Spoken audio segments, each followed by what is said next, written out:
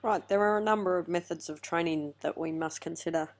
Firstly, there's continuous training, fartlek training, interval training, circuit training, weight training, plyometrics, flexibility, and calisthenics. Let's look at the first one, continuous training.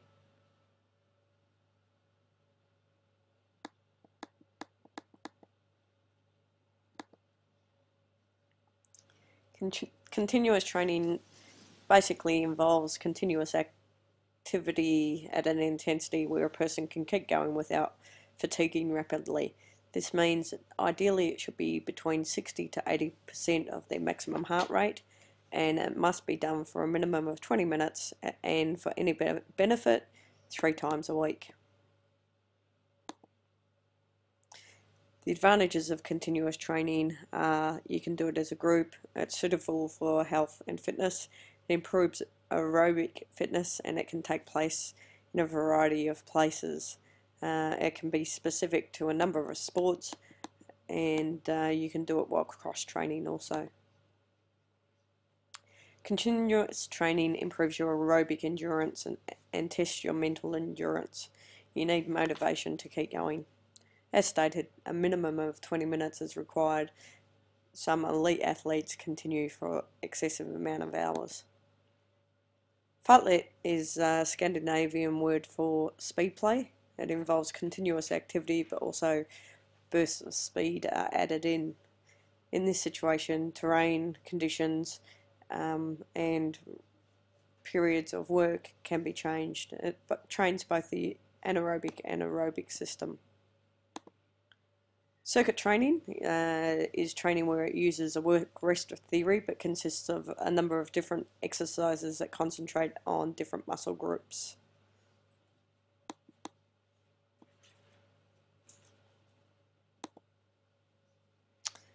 As you can see, there's a number of advantages for circuit training.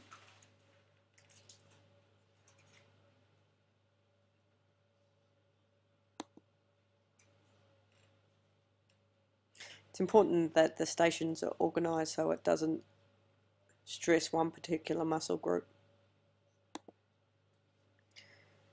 Resistance training or weight training involves using a resistance to make a load on a specific muscle group.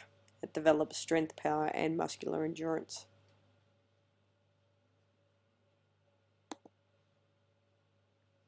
When we look at weight training, you need to consider repetitions, sets, and of course loads.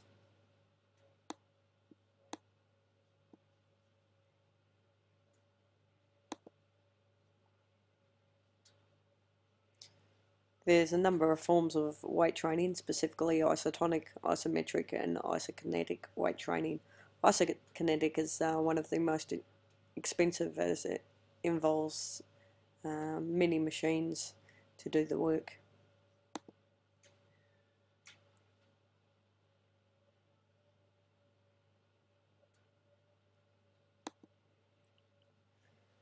Flexibility training is stretching to increase the resting length of the muscles and improve the extent of joint movement.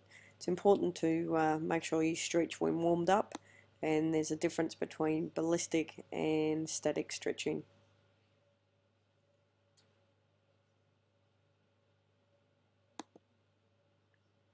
Plyometrics, or also known as jumping or bounding exercises, they use a natural stretch reflex within the muscle to recruit all muscle fibers for a maximum contraction. Fairly exhaustive and develops power. Has an increased risk of injury.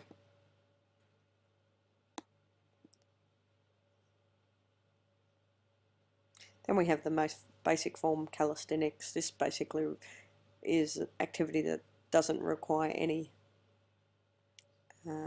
expensive equipment or other equipment. You use your own body weight. Things like push-ups, sit-ups, dips, etc. are examples of this.